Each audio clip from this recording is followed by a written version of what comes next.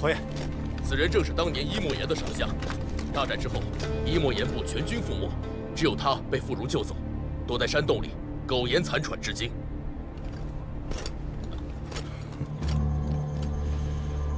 命还挺大呀。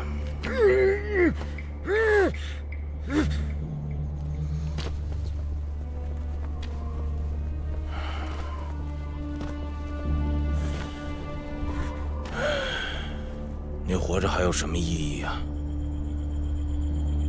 你想报仇，还是你想看到你的仇人生活得多么好？还是死了吧。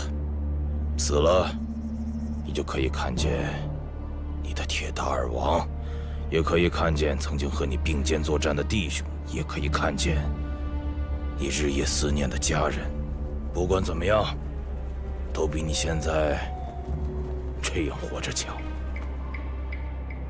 哦，我忘了，你现在连寻死的能力都没有了。想死可以，只要你把当年丹池和高显是如何勾结的说出来，我就让你痛痛快快的去死。你可能会恨我，但是灭了丹池的人不是我，所以你不仅不应该恨我，还应该感谢我。是我，丹池的新王，用了短短2年的时间，让这里草木复苏，牛羊成群，百姓安养生息。所以，选择跟我合作，不是背叛。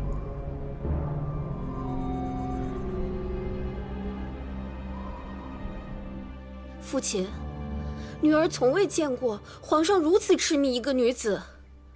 自她入宫以来，皇上只要来后宫，就避宿在那个狐妹子那里。为了她，冷落了整个后宫的嫔妃。女儿想不通，她一个平民女子，青楼的下贱出身，怎会让皇上迷成那样？女儿啊，今后这种话不要再说了。沉住气，不争一时之宠。如今四面楚歌，不同以往，多一事不如少一事。女儿明白，可是女儿实在生气。你是贵妃，拿出点气度来啊！你越对明越好，皇上就会越体贴你，对吧？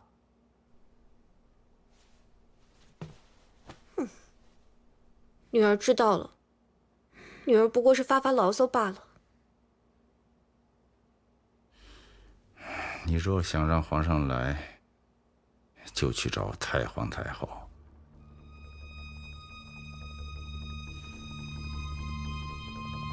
女儿懂了，谢谢父亲。再多派几个聪明的到明月那儿去。父亲怎么会谨慎到如此地步啊？小心驶得万年船。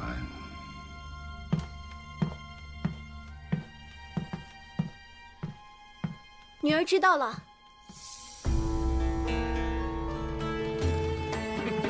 来，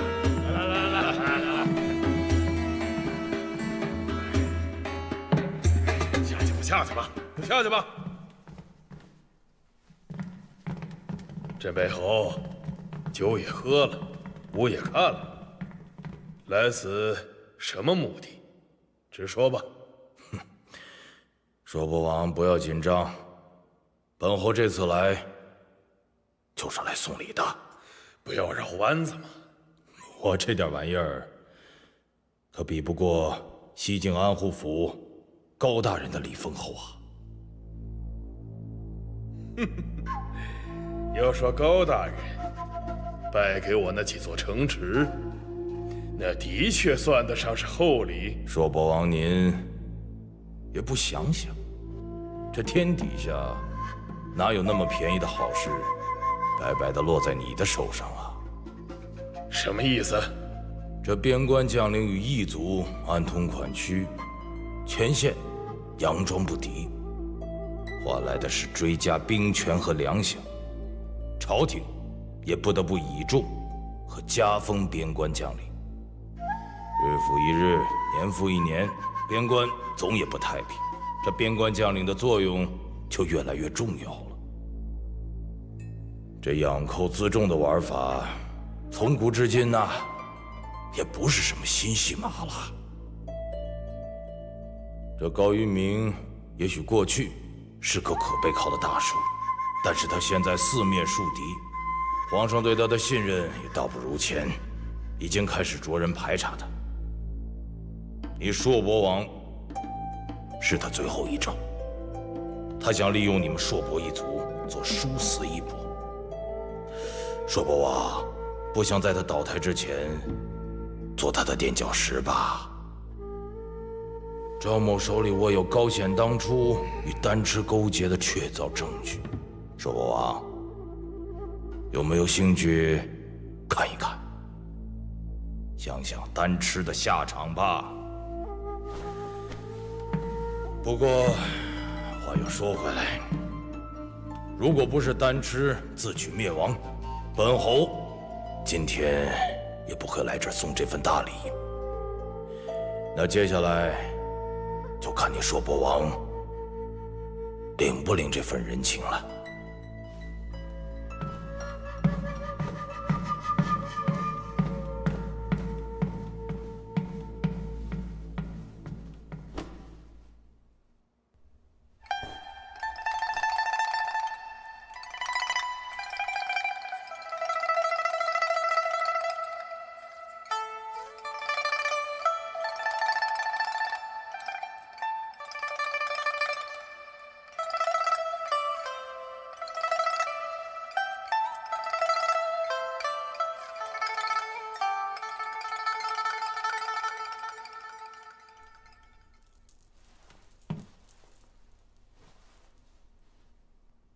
你弹琴的模样，倒是让我想起一个人来。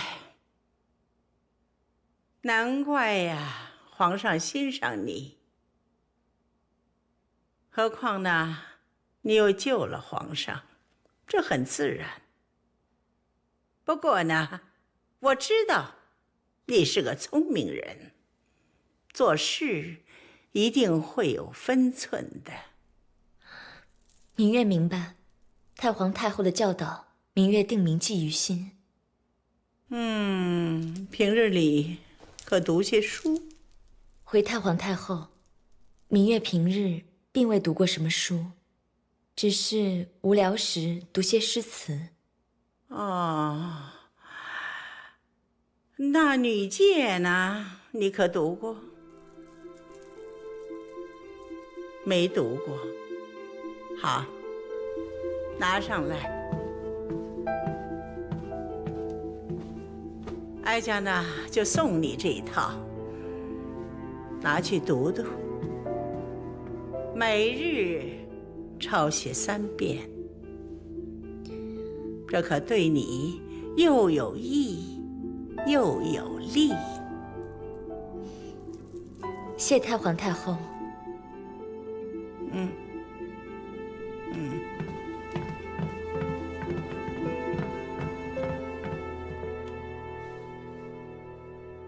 娘娘，什么事？太皇太后去明月那里丢下了一套女诫，并罚她每日抄录3遍呢。当真？自然是真的，还是娘娘有主意。这下，哼，那狐妹子可就有好果子吃了。哼，才让她抄3遍，我看让她抄个300遍还差不多。娘娘，您就等着吧，她被太皇太后给盯上了，咱们以后还愁没好戏看吗？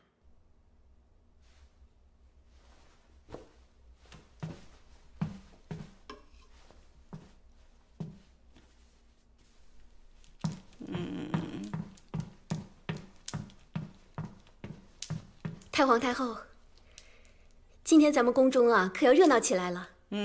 刚刚小海子经过凤膳局，远远的瞧着，高贵妃正往咱们宫赶呢。他来还能做什么？倒也怨不得他要来。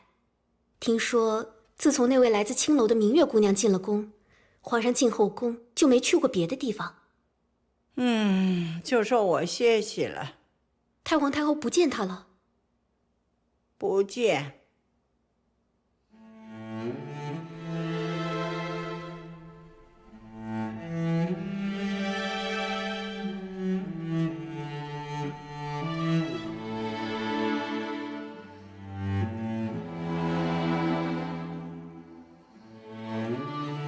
这一切都怪我，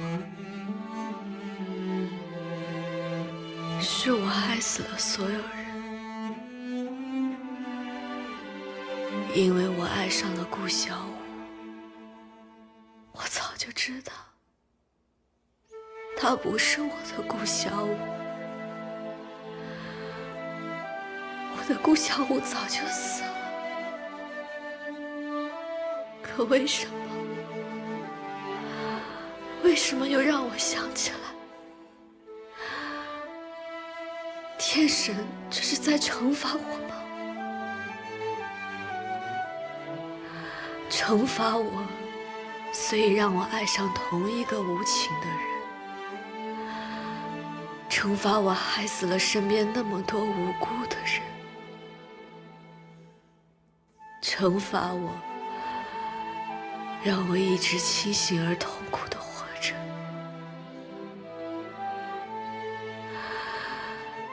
惩罚我，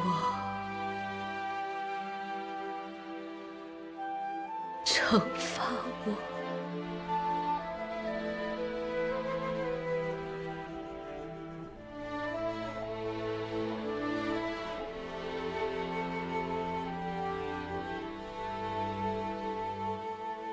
太子妃，喝一口吧。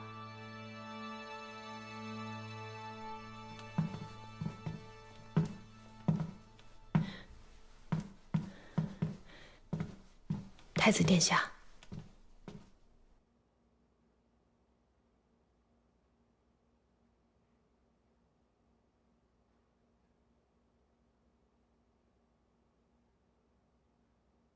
他这样几天了？从阿杜送回来之后，就一直这样。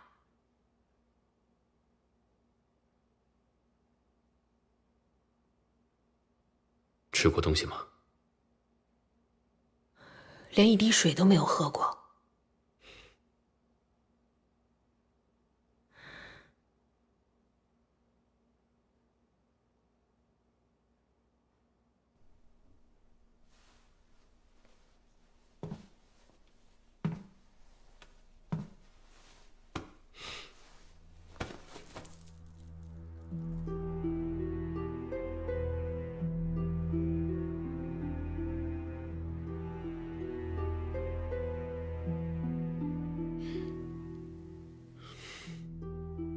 休息一下，少了你，阿杜也不会死。可如果你再这样不吃不喝、不眠不休，可能就活不下去了。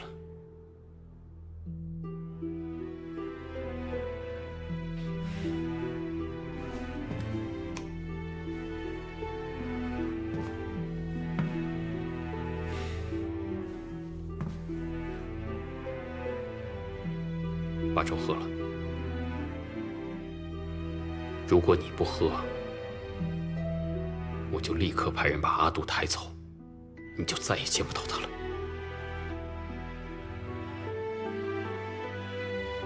来人，把阿杜抬出去，免得他把病气过给太子妃。是。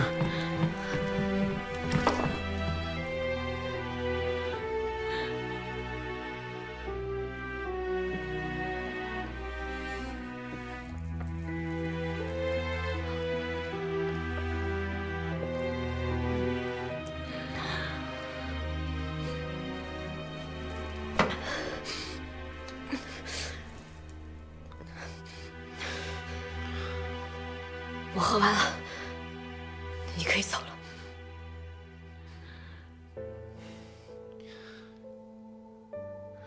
要是再让我知道你哪一顿饭没吃，我立刻派人把阿杜带走。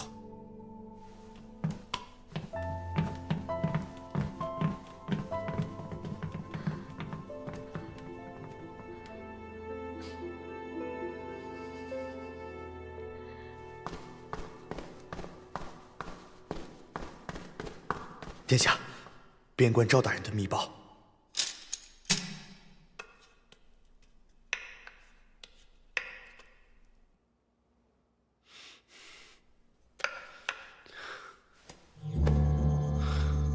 此次我去滨州办案，本以为会困难重重啊，谁想到异常的顺利。所到之处，好像是有人故意安排好了，就等着我去发现呢。所有的矛头都直指高相，不知是谁呀，如此的处心积虑，掀起如此大的血雨腥风，此人的官职不在高相之下呀。所以你犹豫了，因为你不想当别人的棋子，是不是？是。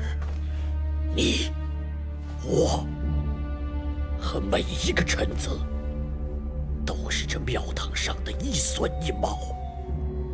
你我坚守，则即时安稳；你我松动，则大厦将倾，谁也不能置身事外。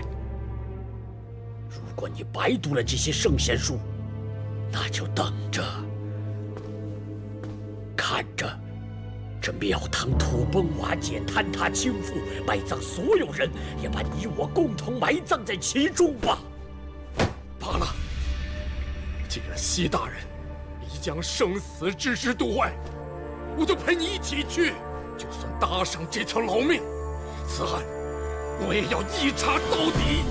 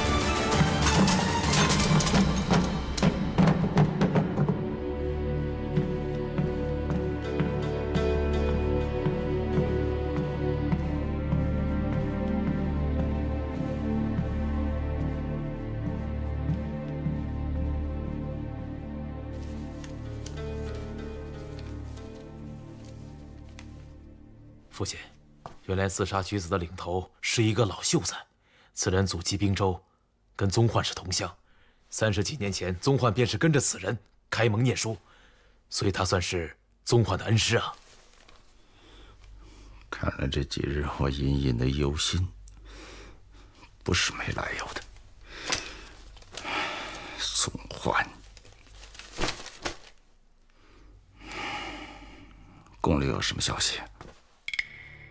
听说陛下大发雷霆。今日他有没有召见了什么人？没有召见上奏的宗焕，西行卓也没有，只是召见了太子。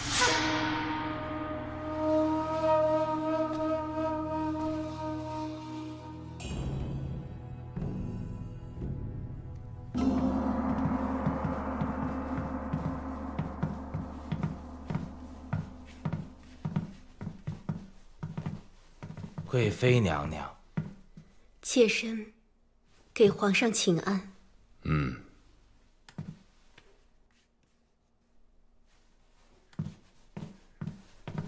皇上，这些点心是妾身专门吩咐御膳房做的，妾身本想亲手为皇上做，只是这身体不争气，稍微受些累，就浑身不舒服。你回去吧，朕还要看奏折呢。皇上，您还在生相国的气吗？朝中的事，你不要插手。相国是妾身的父亲，妾身不能看父亲有难却不管呀。相国跟随皇上这么多年，他的忠心您是知道的。您到现在都没有处置父亲，就是念在他没有功劳也有苦劳。您不会忍心对他下手的，对吗？不要再说了，回去吧。皇上，相国可是我腹中孩子的外公啊！够了！不够！皇上，我与您夫妻一场，没有情也有恩。父亲辅佐朝政，没有功劳也有苦劳。若您连这些都没有半点顾念，那就请赐我和腹中孩儿一死吧。你现在是用肚子里的孩子威胁朕是吧？妾身不敢。现在恐怕只有那个明月敢仗着肚子里的孩子。放肆！皇上，你知道皇后她为什么那么多年都没有孩子吗？是她自己不想吗？是朕不允许她有。如果你想你肚子里面的孩子能活下去，就安分一点。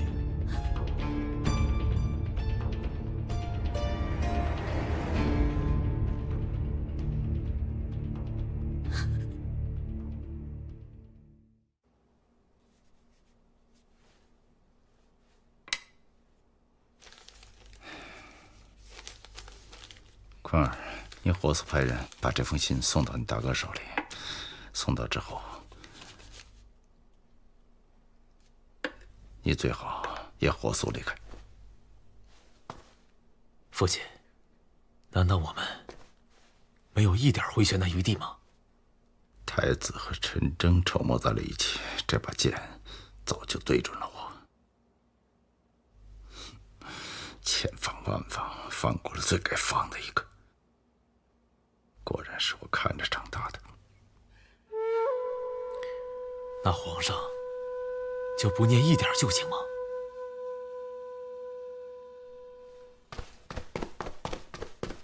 大人，从宫里来的太监总管曹基往府里来了。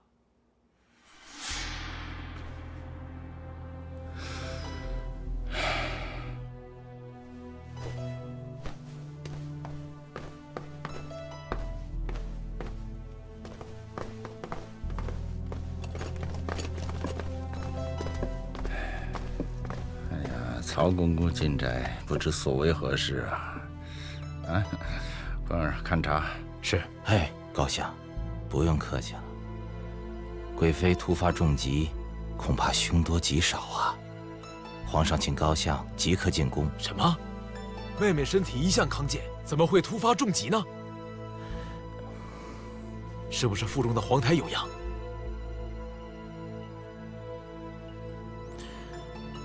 高相。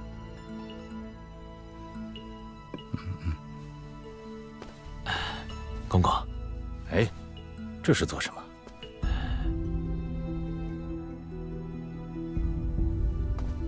此番有劳公公了，容我片刻，前去交代一下。皇上吩咐了，要即刻进宫，还请高相快些更衣，别让奴才为难。有劳公公。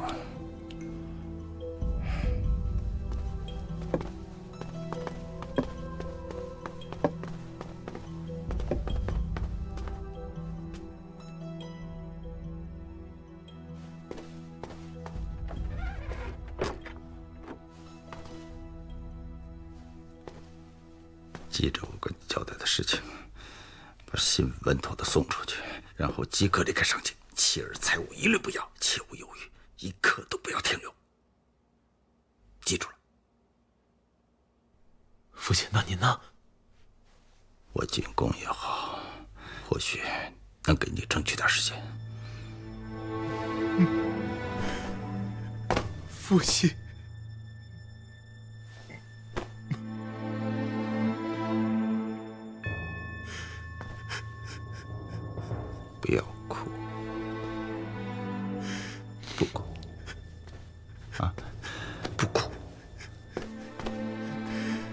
留得青山在。走，父亲，快走！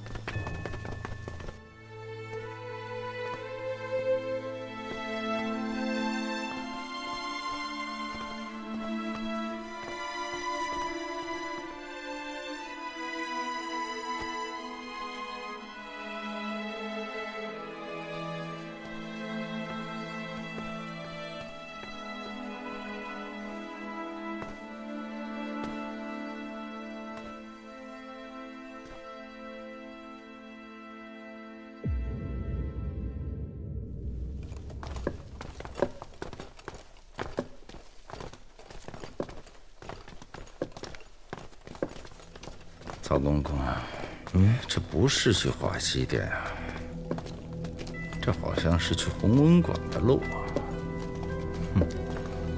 高相好记性啊，皇上正在弘文馆等您呢。当年我和顾如慧陪着皇子们读书，我们某入深处，这一晃几十年了。当年皇上也是众皇子当中的一个，后来被立为储君。我们都说办对了。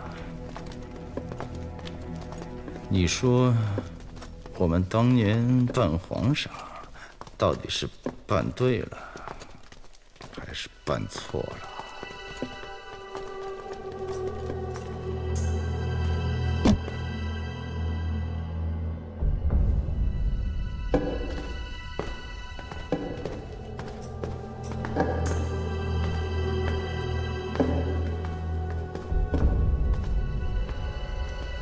启禀陛下，高相到了。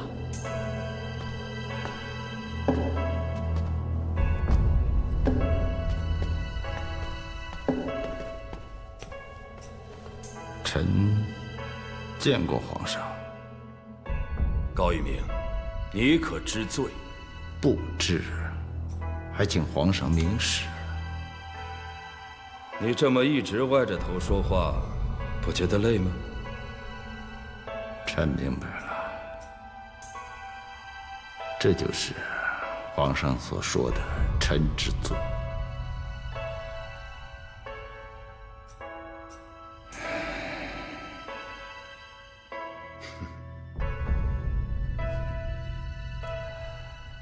哎呀，装病久了，连自己都信以为真。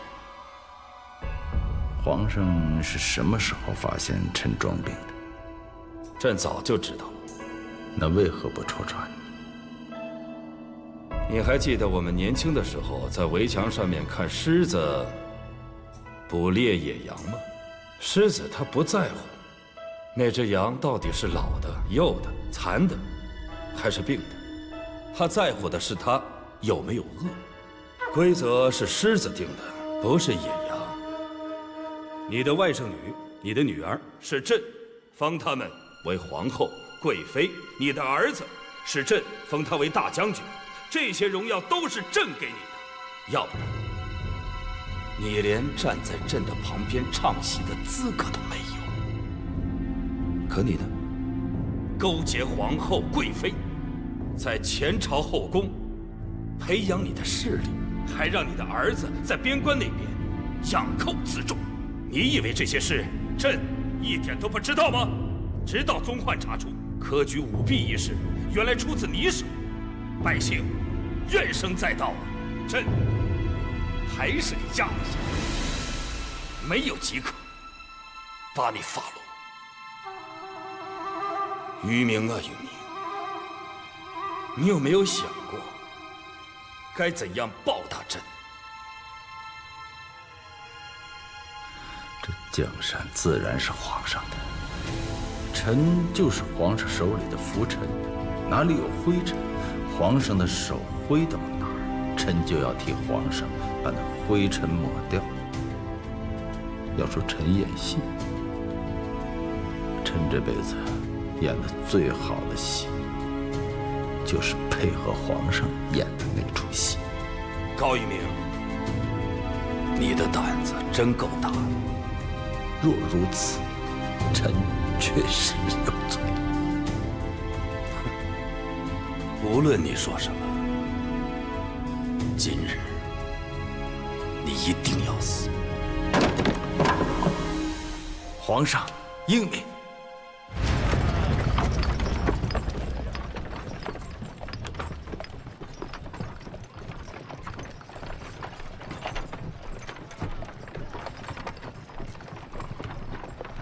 停车！老爷叮嘱过咱们，得赶快走，再不走，怕是来不及了。少爷，调转码头，回府。少爷，回去。去。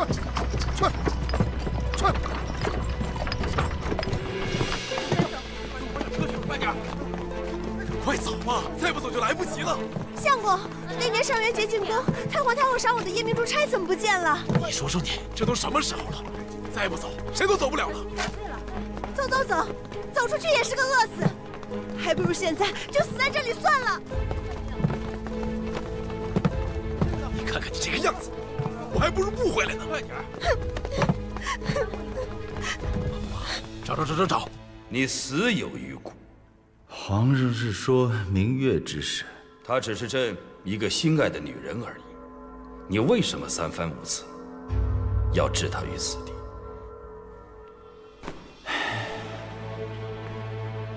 皇上还记得坐在这个位置上的这个人吗？陈征，明月就是他的女儿。臣确实容不下明月，可那刺客也确实不是我高玉明派的，贵妃也是被人设计陷害。比如我，明月她从不提找我高玉明算账，可是和他有关的笔账，最终都算在了我高玉明头上。这说明，这一件一件的事情，都是有人出谋划策，矛头就是冲着老臣。也许皇上不信，如果我告诉皇上，这个陈征是给谁出谋划策了，也许皇上就信了。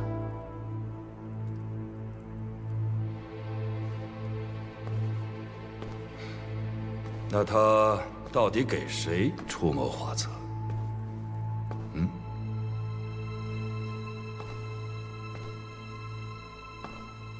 陈征、明月当今太子。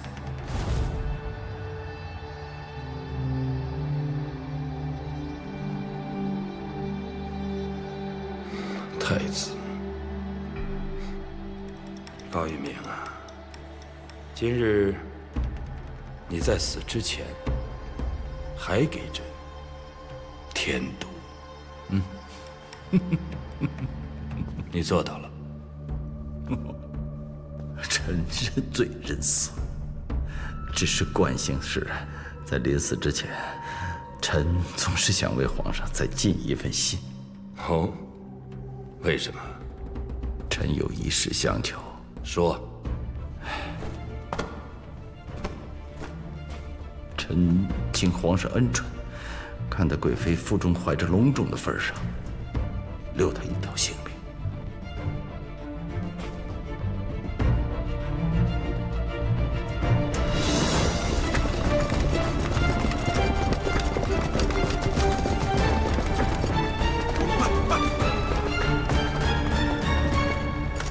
高大人，得罪了。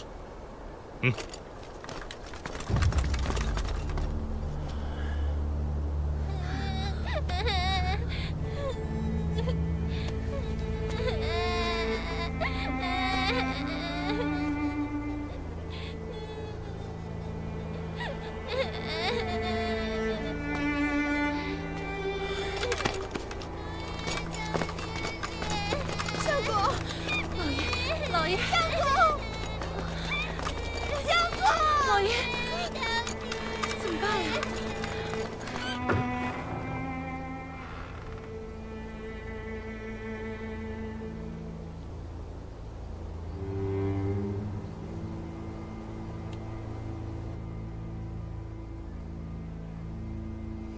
下雪了，阿杜。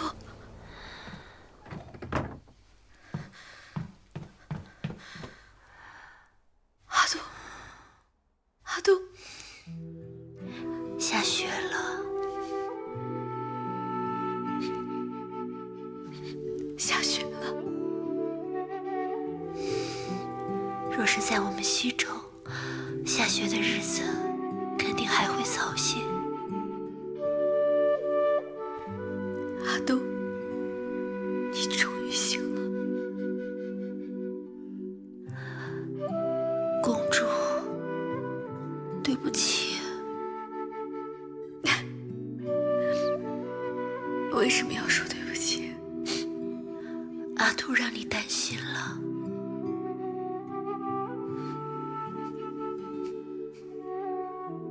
醒了就好，阿杜。我现在只有你了。在西周，如宗的第一场雪夜是用来祭奠亡魂的，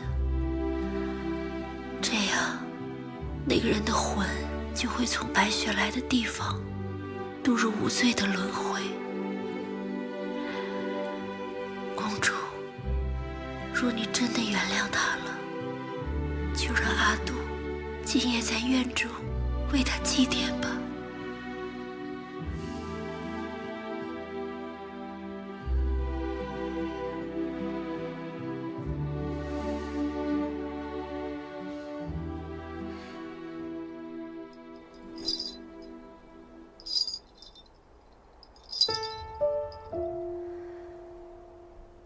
悠悠魂，听我铃。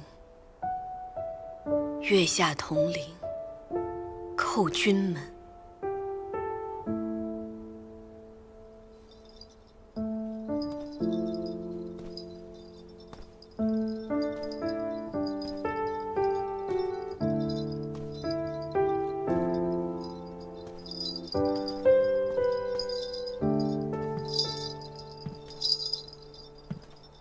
悠悠魂，莫徘徊，飞雪来处，是归程。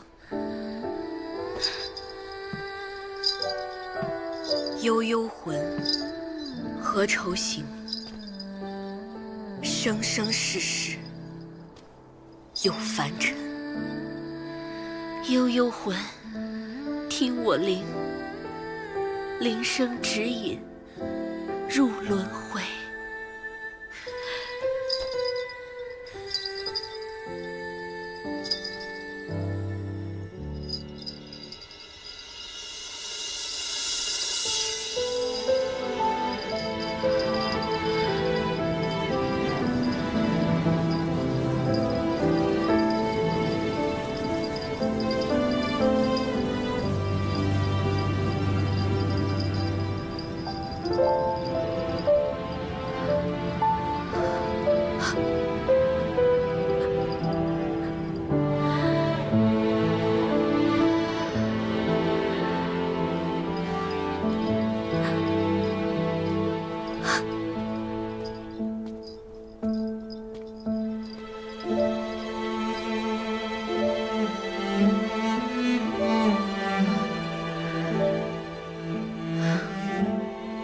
是顾剑，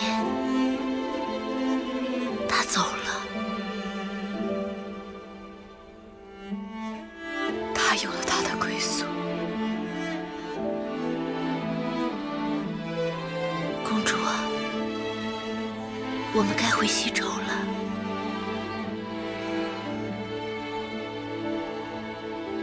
走之前，我还有一件事要做。我要杀了李承言。